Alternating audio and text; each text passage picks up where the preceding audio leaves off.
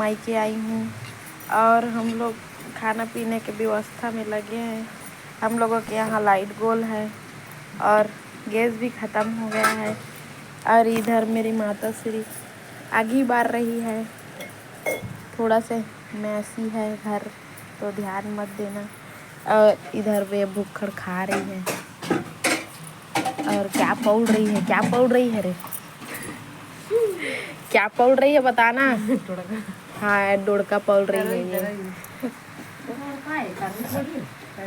हाँ वही पौड़ रही है। और इतना ज़्यादा पानी गिर रहा है, मैं दिखा रही हूँ देखो। इतना ज़्यादा जब से हम लोग आए हैं तब से बस पानी गिर रहा है, पानी ही गिर रहा है। हमारे घर का नज़ारा।